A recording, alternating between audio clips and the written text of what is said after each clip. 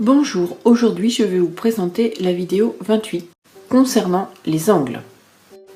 Commençons par voir une définition.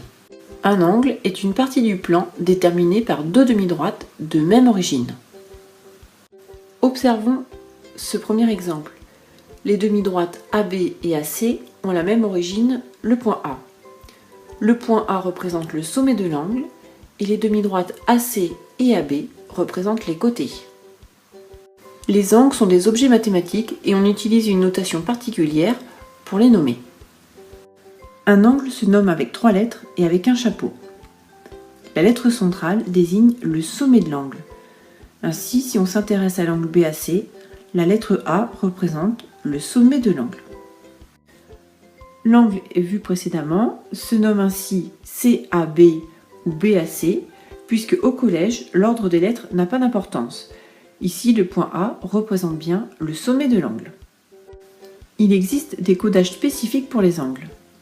Pour représenter un angle droit, on utilise un petit carré rouge, comme on le faisait déjà pour représenter des droites perpendiculaires. Pour nommer d'autres angles de mesure qui ne sont pas particulières, il suffit d'utiliser des arcs de cercle, 1 ou 2 ou avec un petit tiret. Lorsque des angles sont représentés avec le même codage, cela signifie que les angles ont la même mesure. On pourra donc écrire des égalités d'angles. Maintenant, intéressons-nous à la mesure d'un angle. L'unité de mesure est le degré. On le notera avec un petit rond en exposant. Par exemple, pour un angle droit, on notera 90 degrés avec un petit rond. Un angle se mesure à l'aide d'un rapporteur. Mais attention, un rapporteur ne permet d'en déterminer qu'une valeur approchée. Ce n'est pas une valeur exacte. Nous allons observer deux exemples pour mesurer un angle. Mais avant tout, pour utiliser un rapporteur, il faut déjà repérer si notre angle est aigu ou obtus pour savoir dans quelle partie du rapporteur il faut regarder. Soyez attentifs et regardez bien. Ainsi, on peut lire que notre angle mesure 45 degrés. On commence par faire coïncider le centre du rapporteur avec le sommet de l'angle et de faire coïncider un des côtés de l'angle avec un zéro du rapporteur et aussi d'observer si notre angle est aigu ou obtus. Ici, on observe que l'angle est aigu, donc il faudra s'intéresser aux mesures du rapporteur comprises entre 0 et 90 degrés. Observons le deuxième exemple.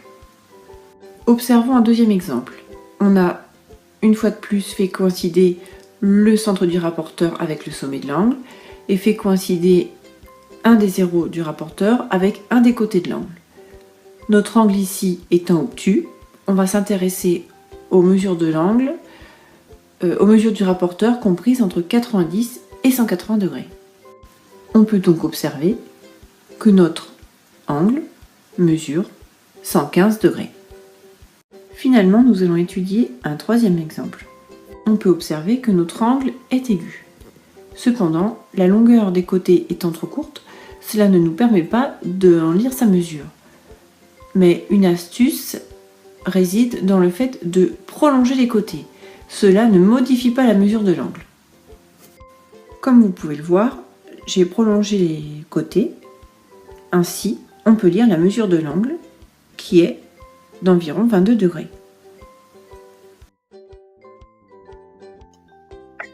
Donc nous allons étudier les différents types d'angles ainsi que leurs noms. Donc je rappelle qu'un angle est formé de deux demi-droites de même origine. Ici nous avons la demi-droite AB d'origine A et la demi-droite AC d'origine A. Lorsque ces deux demi-droites sont confondues, on obtient un angle nul dont la mesure est de 0 degré. Donc, elles coïncident. Lorsque la mesure de l'angle est comprise entre 0 et 90 degrés, on obtient un angle aigu. Lorsque la mesure de l'angle est de 90 degrés, on obtient un angle droit. Et lorsque la mesure est comprise entre 90 et 180, on obtient un angle obtus. Et pour terminer, lorsque les deux demi-droites sont opposées, donc lorsque l'angle est de 180 degrés, on obtient un angle plat. Dans ce cas, les points C, A et B sont alignés. Je vous remercie pour votre attention et n'oubliez pas d'être précis dans vos mesures. À bientôt!